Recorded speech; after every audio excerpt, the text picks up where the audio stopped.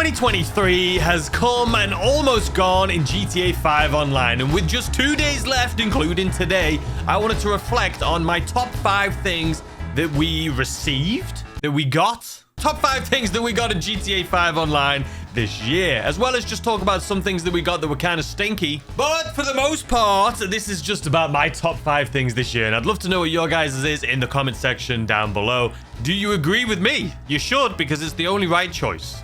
So to start off, we got an abundance of new vehicles in GTA 5 Online this year. Some of them absolutely incredible, and one of them may be on my list here today, and some of them just didn't really hit the mark, and as cool as it was, some of them just weren't that great. I'm talking about you, the weaponized Canada. We also had a lot of new businesses coming into GTA 5 Online this year. Again, some of them awesome, some of them not so much. But listen here, little, you know what? I'm going to give the taxi business a little bit of a break here.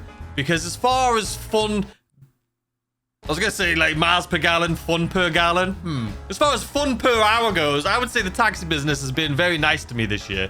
If you guys are newer to the channel, you won't really know, but I have about 2 or 3 videos on the channel of me doing taxi work for an hour. Whenever it's like 4 or 5 times pay for taxi business, I always do it, so that you guys in the community know if it's worth it or not. But we've had some laughs doing it, okay? The taxi business has been a lot of fun. It has. But it's not a great business to make money or anything like that, so it's not on my list. And then one of my favorite businesses, as you guys know, still to this day, the Cayo or Cayo Perico Heist. I still think this is one of, if not the best business in the game to make money as a solo player. But it did ruffle a few feathers in the community this year when they nerfed it. That is right, they increased the amount of money it costs to start up the heist.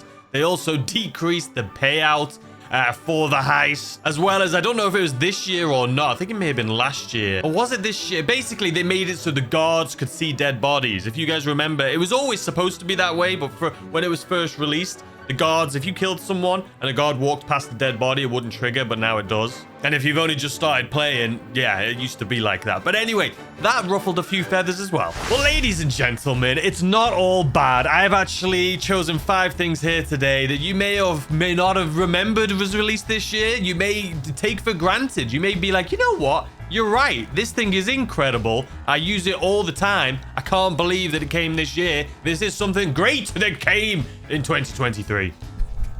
I don't know why I'm so excited for this video, man. But it's cool stuff. It's not all bad is what I'm saying. It wasn't a bad year. I think it was a great year for GTA Online. Why does it look so dark in here, man? Let's put on our little artificial sunlight here.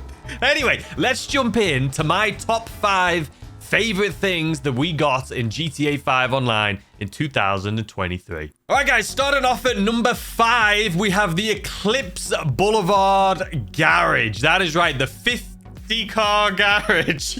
Don't know why I said 10. It's 50. 50 car garage. Oh, my days. It's a 50 car garage that we got. This actually came earlier this year in February, part of, I think it was the second part of the last dose. Or technically it was first dose, last dose. But either way, like the Acid Lab Hole DLC we had in December last year. This was like a trickle down of that. But I think we can all agree this was an incredible addition to the game. Whether or not you think this year was good or bad, you can say this was incredible. 50 new spaces, and it introduced like the 5 levels. Just, it was super easy to get through. And as you guys know, for me, like on the first level, I have all the limited release vehicles. And then I have like my top 10 Benny's vehicles on one level. My top 10 Legendary Motorsports vehicles on one level. It's just, it was a great addition. We needed it, and a lot of people think we still need more. Talking about this though, one of the stinkers of 2023, well, it depends on which side you're looking at this on, was the Vinewood Car Club. So now I'm saying 50 car garage is my number 5. Some of you may be like, oh, the Vinewood Car Club, it's a 100 car garage. That is too.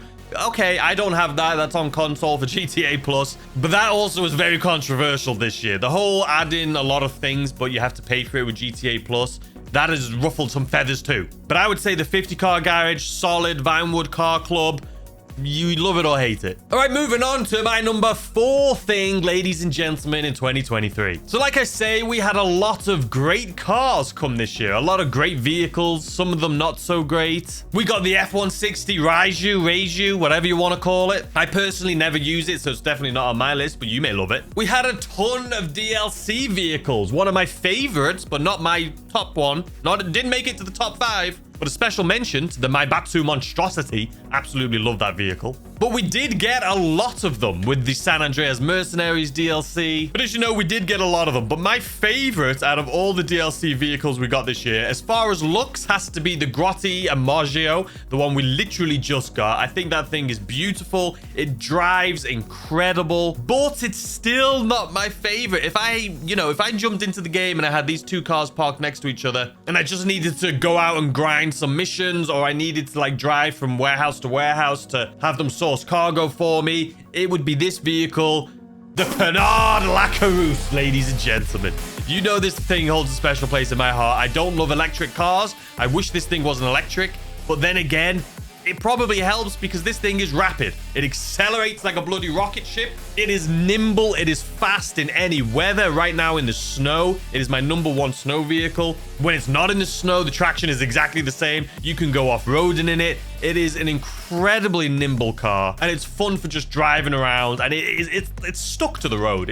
You can't bloody like tip that thing over. But that's my #4 anyway. The Percival Lacar, I love you. Moving on to #3. We've had 2 DLCs this year. We've had the San Andreas Mercenaries and we have had the Salvage Yard or the Chop Shop DLC. Now, the San Andreas Mercenaries DLC had mixed reviews, and I actually, as far as like the missions for the San Andreas, the storyline for the San Andreas Mercenaries DLC, didn't love it. But then we got the Salvage Chop Shop, and that is actually my #3, ladies and gentlemen. We just received this business, and again, came with mixed reviews. Some people absolutely love it. Some people hate it. Some people are in the middle. I think it's great. Listen, it's got a week cooldown, which is probably the most controversial thing, is the 1 week cooldown for the robberies. But in all honesty, it takes an hour to do each robberies. No one's doing all 3 a day unless you've got loads of time, which not a lot of people do. So maybe you do 1 a day or 1 every other day, as well as doing all your other businesses, don't forget. You've got the Cayo to add to that rotation. It's going to take you an hour. You've got the Dre missions. You've got all of these other things to do. You can't say you're upset with the week cooldown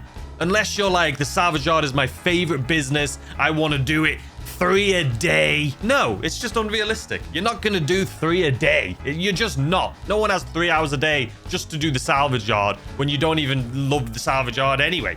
Everyone that seems to complain that it's a weak bloody cooldown are the same people that tell me they don't enjoy them. So I don't know. But anyway, I love it. I love the tow truck. I love doing those little missions that you bring back for salvaging. It just makes you really good extra money, by the way, for literally 5 minutes worth of work. And I've been really enjoying the robberies. My favorite so far is the Diamond Casino robbery. The one we literally just got a couple days ago that I did a video on with the Kasaka, or the submarine robbery. That was a lot of fun. And then the arena robbery where you gotta go and like use the drone to like take out the car and then go...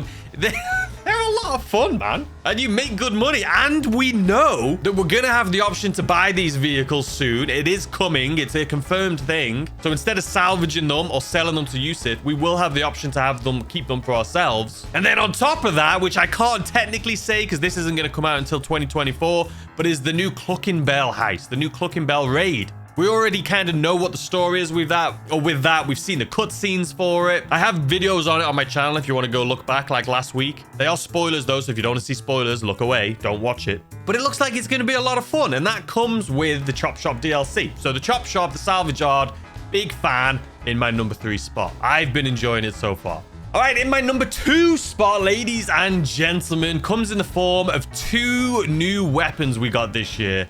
And I personally love both of them. The new SMGs, or the micro SMG, has actually become one of my favorite weapons. And you guys know, I'm not making this up. If you watch any of my videos, even my most recent videos on the submarine robbery, I used a little micro SMG. I love it. I've got a silencer on it. It's so powerful. It's great at short and long range, and it's a little SMG. It's just an absolute beast. It's probably my most, 100%, my most used weapon right now is that little micro SMG. But then also the railgun. That's right, the railgun came to us right at the beginning of this year in January. And I absolutely love this thing. I use it all the time. It is my go-to for taking out helicopters. 1 shot, 1 kill on helicopters. Same thing for vehicles. It is just an incredible weapon. And in all, I mean, with the rocket launchers and stuff, you got to lock on, shoot. It's just, the railgun, you just point, shoot. It's incredible. If you don't have a railgun and you don't have the micro SMG in your arsenal, you need them. They're two things we got this year, and I couldn't live without them, and it is my number 2 spot. I would be happy this year if we didn't get anything else, but we got the railgun, the SMG, and what is in my number 1 spot. So moving on to my number 1 spot, ladies and gentlemen, which comes with the San Andreas Mercenaries DLC, which is arguably one of the worst DLCs we have ever got in GTA 5 Online. So how is something from this DLC in my number 1 thing we got in 2023? Well, that, if you know me and my channel, ladies and gentlemen, is because of the hangar. That is right. For a solo player, if you like grinding and making money, I genuinely think the best way to do it right now is through the hangar business. And that came with the San Andreas Mercenaries DLC. Wait, you're thinking, no, it didn't. That has been around for a while. No, but what did come with the San Andreas Mercenaries DLC is the ability to do ground source missions and ground sell missions. And I'm kind of in the agreement with a lot of people that thought it was kind of stupid in the sense that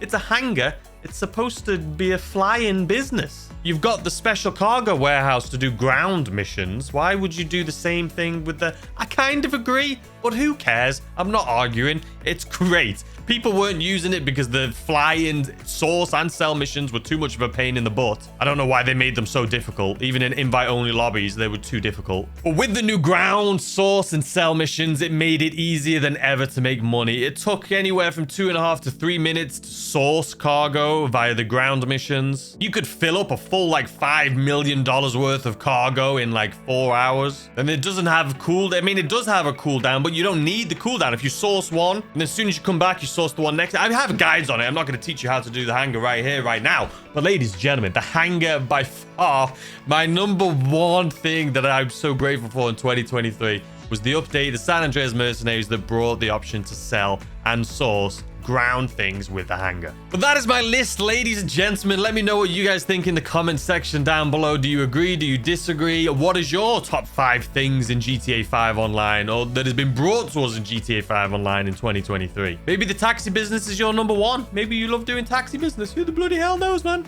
But I'd love to know your thoughts and opinions in the comment section down below. With so many things that have come and gone, with bringing us brand new cars and taking away hundreds of cars from us, by giving us new businesses and nerfing old loves. Either way, 2023 has been a fantastic year. Thank you guys for all the support on the channel this year. It really does mean the world to me. I'm just happy there are so many people out there that are still in love with this game like I am. And I can't wait to jump into 2024 with you guys and just have a blast. I've got loads of things planned for 2024 and I can't wait to share them with you next week.